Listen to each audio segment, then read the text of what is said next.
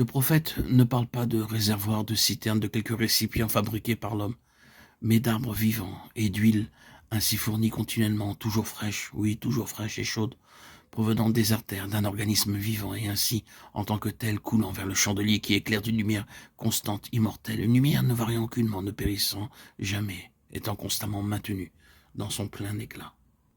Apocalypse 1.1. Apocalypse 20.1.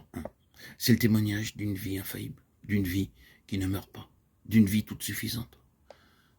Le témoignage d'une vie qui n'est pas une abstraction, quelque chose qui est emmagasiné, mais bien de quelque chose qui vient à chaque instant d'un fleuve inépuisable, une vie puissante et glorieuse.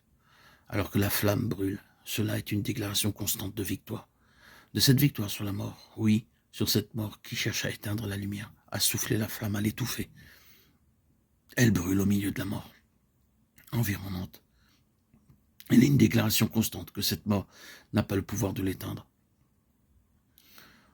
En lisant le livre de l'Apocalypse, nous pouvons comprendre quelle est donc cette chose qui est la seule d'ailleurs à pouvoir justifier au Seigneur de maintenir quelques instruments en relation avec lui-même et son intention. Ce n'est certes pas que cet instrument possède beaucoup de bonnes choses. Ce n'est pas non plus qu'il ait son origine en lui, ni même qu'il ait une grande histoire, un passé remarquable.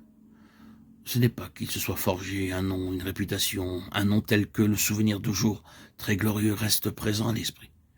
Mais c'est uniquement ceci.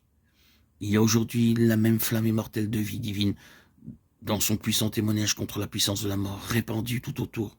Cela est pour le Seigneur sa seule justification. Vous noterez qu'en relation avec les 7 chandeliers d'or, il y a les 7 esprits de Dieu et Jésus-Christ le témoin fidèle.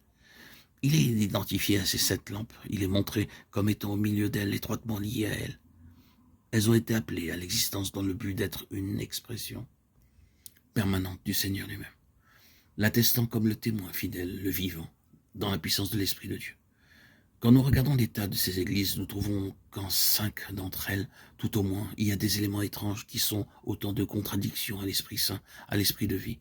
Lorsqu'une telle chose se trouve dans le peuple de Dieu, à l'intérieur du vase, de l'instrument, cela constitue un élément de mort et procure à Satan son empreinte, sa place. Et bien que cela ne soit pas conscient pour la plupart des personnes concernées, le témoignage est catégoriquement contredit et annulé.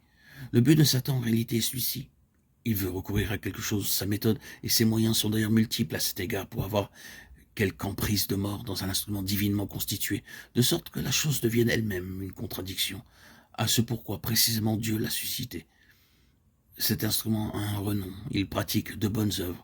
Il y a beaucoup de choses que le Seigneur lui-même ne peut réprimer car elles sont bonnes, mais la chose vitale qui seule justifierait au Seigneur de le maintenir a été contrecarrée. La question n'est pas cet instrument jadis fut-il bon, ni est-ce qu'il prospère aujourd'hui, mais bien plutôt est-ce que le Seigneur a cette chose centrale, fondamentale, essentielle, indispensable pour laquelle il avait levé son instrument, qu'il soit individuel ou corporatif. Il l'avait amené dans une relation étroite avec lui-même. Il l'avait saisi, et qui devait être sa vocation spécifique. Cela s'applique à chacun de nous. Nous avons tous été saisis par Jésus-Christ. Et il y a un but précis dans ce fait. Nous n'avons pas été saisis juste pour être sauvés. Notre salut, certes, est la base, mais il nous introduit en fait dans quelque chose de beaucoup plus important. Le Seigneur rassemble les siens pour les constituer en un vase corporatif, objet de son dessein divin. Il suscite des instruments de temps à autre, mais qu'ils soient individuels ou corporatifs. Le danger constant est que la chose essentielle pour laquelle le Seigneur, dans sa pensée, les a suscités soit perdue alors que beaucoup d'autres choses subsistent.